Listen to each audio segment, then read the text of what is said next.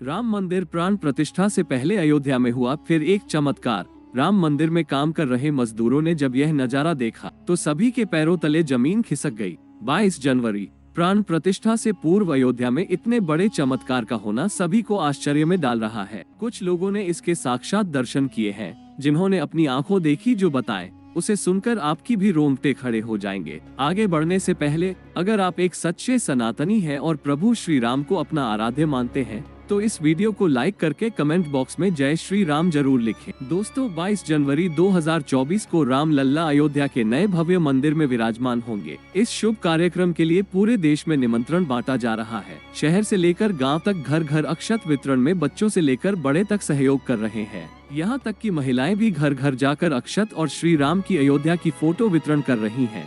अयोध्या में राम मंदिर में भगवान राम लल्ला की प्राण प्रतिष्ठा कार्यक्रम की तैयारियां तेजी से की जा रही है। इस कार्यक्रम को बेहद भव्य बनाने के लिए कोई कसर नहीं छोड़ी जा रही है। इस बीच राम मंदिर निर्माण का कार्य भी तेजी से किया जा रहा है। मंदिर निर्माण में जो लक्ष्य लिया गया था उसमें लगभग 80% कार्य हो चुका है। 70 खंभों पर मूर्तिकारी का काम चल रहा है। पिछले दिनों त्योहार की वजह से यह धीमा पड़ गया था, लेकिन अब वह भी तेज गति से पूरा हो जाएगा। निर्माण कार्य जल्द से जल्द पूरा करने के लिए सभी मजदूर रात दिन मेहनत कर रहे हैं। लेकिन 10 जनवरी की रात कुछ ऐसा चमत्कार हुआ जिसे देखकर सभी मजदूरों के होश उड़ गए। जब रात्रि के समय सब मजदूर अपना काम निपटाकर तंबू में सो रहे थे, उसी समय अचानक से उन्हें वहां कुछ हलचल महसूस हुई। सुरेश नाम के एक मजदूर ने जब तंबू से बाहर झांक कर देखा तो उसे राम मंदिर के परिसर कुछ अजीब सी पीली चमकती हुई चीज दिखाई दी।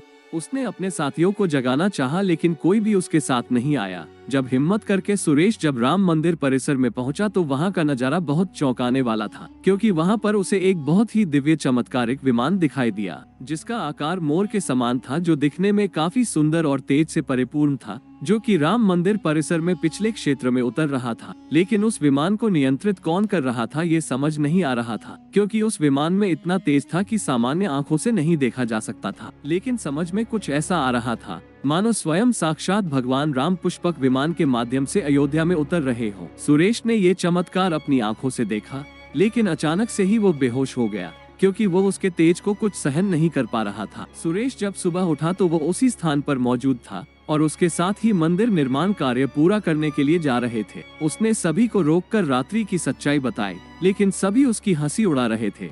लेकिन सुरेश मन ही मन समझ चुका था कि प्रभु श्री राम अयोध्या आ चुके हैं। यह उसके लिए सौभाग्य था कि उसे इतना सुंदर दृश्य देखने को मिला, जहां शायद उसने साक्षात पुष्पक विमान के दर्शन किए थे, यानी कि प्राण प्रतिष्ठा से पहले अयोध्या प्रकट हुआ साक्षात पुष्पक विमान। दोस्तों, देश के अलग अलग हिस्सों में कई बार अजीब सी आकृति के विमान देखे गए हैं, जिनका संबंध कई बार तो एलियन के साथ जोड़कर भी देखा जाता है। यानी कि अयोध्या में उस रात्रि को मोर की आकृति का विमान देखना वास्तव में प्रभु श्री राम का ही कोई संदेश हो सकता है। लेकिन क्या यह विमान सचमुच में पुष्पक विमान है? इसकी आखिर क्या गारंटी है? इसे समझने के लिए हमें पुष्पक विमान के रहस्य को अच्छे से जानना पड़ेगा।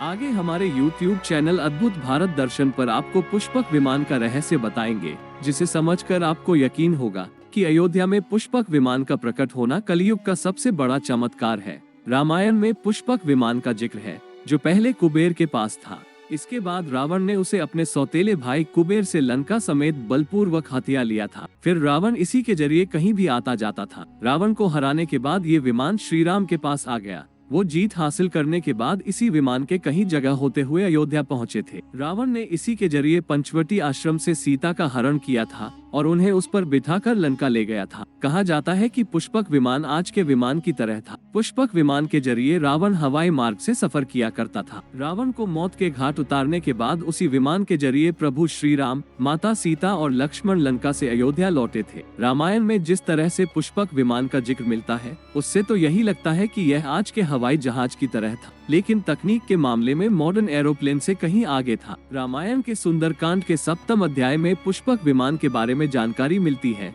पुष्पक विमान की आकृति मोर की तरह थी। यह अग्नि और वायु ऊर्जा से उड़ान भरता था। इसकी तकनीक इतनी उत्कृष्ट थी कि इसका आकार छोटा और बड़ा किया जा सकता था। कहा जाता है कि रावण अपनी पूरी सेना को साथ लेकर इस विमान से उड़ान भर सकता था। पुष्पक विमान अपने चालक की इच्छा के अनुसार गति पकड़ता था। यह मन की गति से उड़ान भर सकता था। विमान में बैठने के लिए कई आसन बने थे। पौराणिक कथाओं के मुताबिक युद्ध के बाद भगवान श्री राम ने विमान का पूजन कर ये दिव्य विमान वापस कुबेर को सौंप दिया। कुबेर ने पुष्पक विमान को भेंट स्वरूप प्रभु श्री राम को दे दिया, जिसके बाद इसी पुष्पक विमान से प्रभु श्री राम, माता सीता और लक्ष्मण अयोध्या पहुँचे। अब दोस्तों, कई हजारों सालों बाद एक बार फिर जब भव्य राम मंदिर का निर्माण हुआ है, तो प्रभु श्री राम अपने भाई लक्ष्मण और मां का सीता के साथ एक बार फिर से अयोध्या धाम पहुंच रहे हैं, वो भी अपने इसी पुष्पक विमान पर, जिसका नजारा वहां के मजदूर अपनी आंखों से देख चुके हैं। रामायण के प्रसंग में कहा गया है कि जब माता सीता को हरण करके रावण ले जा रहा था, तो रास्ते में जटायु ने अपने चोंच से रावण को चोट पहुंचाई थी। उस समय रावण पुष्पक विमान में ही मौजूद था। इसके बाद रावण ने तलवार से जटायु को लहूलुहान कर दिया था। जटायु घायल होकर जमीन पर गिर गए। जब सीता को खोजते हुए राम पेड़ पौधे और पक्षियों से पूछते जा रहे थे, तो रास्ते में घायल जटायु से मुलाकात होती है। मरणासन पड़े जटायु ही राम को बताते हैं कि रावण सीता को हरण करके किस दिशा में गया है। लेकिन जब साक्षात प्रभु श्री राम पुष्पक विमान में अयोध्या आ चुके हैं, तो भला उनके परम भक्त जटायु कैसे पीछे रह सकते हैं। अयोध्या में राम लला की प्राण प्रतिष्ठा से पहले जनपद की सीमा में गिद्धों का झुंड दिखाई दिया है। स्थानीय लोग इसे गिद्धराज जटायु से जोड़कर देख रहे हैं। वे इसे शुभ संकेत भी मान रहे हैं। मिल्कीपुर तहसील क्षेत्र के गांव धरौली में पिछले 10-12 दिनों से गिद्धों का झुंड वास कर रहा था। हालांकि उस गांव से गिद्ध उड़ गए हैं, लेकिन अयोध्या की सीमा में यहाँ वहाँ दिखाई दे रहे हैं। गांव वालों का कहना है कि पिछले 20 वर्षों से हम लोगों ने इलाके में गिद्ध नहीं देखे। अब जब राम मंदिर बन रहा है, तो इस गांव में लगभग 50 की संख्या में गिद्ध आकाश में दिखाई दे रहे हैं। उनमें से 10-12 गिद्ध गांव में ही सेमल के पेड़ पर वास कर रहे थे। गिद्धों के दिखने की घटना को ज्यादातर लोग श्री राम से जोड़कर देख रहे हैं और शुभ संकेत भी मान रहे हैं। 22 जनवरी को होने वाले प्राण प्रतिष्ठा के समारोह में देश के प्रधानमंत्री नरेंद्र मोदी ने देश विदेश की कई महान हस्तियों को निमंत्रण दिया है। लेकिन आपको जानकर हैरानी होगी, नेपाल में भी कुछ विशेष लोगों को समारोह में आने का निमंत्रण दिया गया है। इसके पीछे का रहस्य जानकर आपके भी होश उड़ जाएंगे, क्योंकि नेपाल को भगवान श्री राम का ससुराल कहा जाता है। क्योंकि नेपाल एक समय पर जनकपुर धाम था, जहाँ के राजा थे राजा जनक और उनकी पुत्री माँ सीता।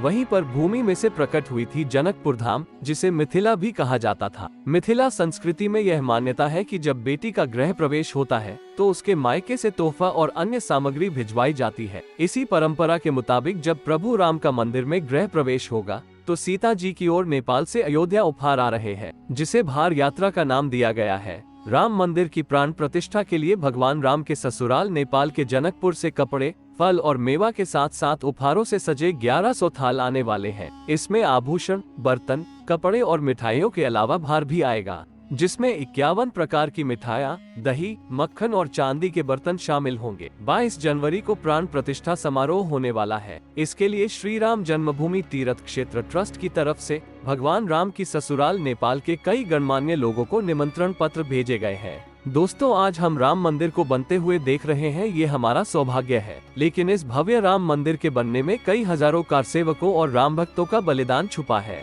उस समय आक्रमणकारियों ने काशी, मथुरा के साथ ही अयोध्या में भी लूटपाट की और पुजारियों की हत्या कर मूर्तियां तोड़ने का क्रम जारी रखा।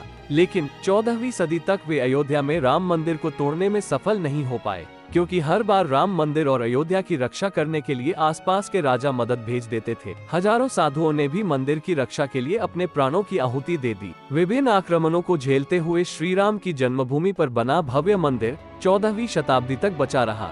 कहते हैं कि सिकंदर लोदी के शासनकाल के दौरान यहाँ भव्य मंदिर मौजूद था। 14वीं शताब्दी में हिंदुस्तान पर मुगलों का अधिकार हो गया और उसके बाद ही राम जन्मभूमि एवं अयोध्या को नष्ट करने के लिए कई अभियान चलाए गए। 1527-28 में इस भव्य मंदिर को तोड़ दिया गया और उसकी जगह बाबरी ढांचा खड़ा किया गया। कहते हैं कि मुगल साम्राज्य के संस्थापक बाबर के एक सेनापति ने बिहार अभियान के समय अयोध्या में श्री राम के जन्मस्थान पर स्थित प्राचीन और भव्य मंदिर को तोड़कर एक मस्जिद बनवाई थी। 19 जनवरी 1885 को हिंदू महंत रघुबीर दास ने पहली बार इस मामले को फैजाबाद के न्यायाधीश पम हरिकिशन के सामने रखा था। इस मामले में कहा गया था कि मस्जिद की जगह पर मंदिर बनवाना चाहिए, क्योंकि वो स्थान प्रभु श्री राम का जन्म स्थान है। वर्ष 1947 में भारत सरकार ने मुसलमानों को विवादित स्थल से दूर रहने के आदेश दिए और मस्जिद के मुख्य द्वार पर ताला लगा दिया गया, जबकि हिंदू श्रद्धालुओं को एक अलग जगह से प्रवेश दिया जाता रहा। लेकिन सन 1979 में एक ऐसा चमत्कार हुआ जिसे देखकर मुसलमानों की भी आंखें खुल गई। ये रामलला का बहुत बड़ा चमत्कार था कि मस्जिद के अंदर से अचानक ही रामलला की मूर्ति प्रकट हो गई। कुछ कट्टरपंथियों का कहना था कि कुछ हिंदू दलों ने रात्रि के समय चुपके से यहाँ पर मूर्तियां रखी हैं। 1940 में भगवान राम की मूर्तियां मस्जिद में पाई गई।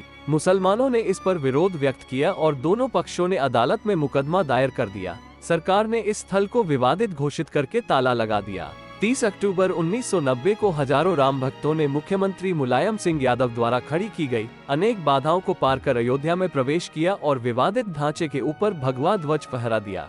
लेकिन 2 नवंबर 1990 को मुलायम सिंह यादव ने कारसेवकों पर गोली चलाने का आदेश दे दिया, जिसमें सैकड़ों राम भक्तों ने अपने जीवन की आहुतियां दी। सरयू तट राम भक्तों की लाशों से भर गया था। इस नृशंस हत्याकांड के बाद अप्रैल 1991 को उत्तर प्रदेश के तत्कालीन मुख्यमंत्री मुलायम सिंह यादव को इस्तीफा देना पड़ा।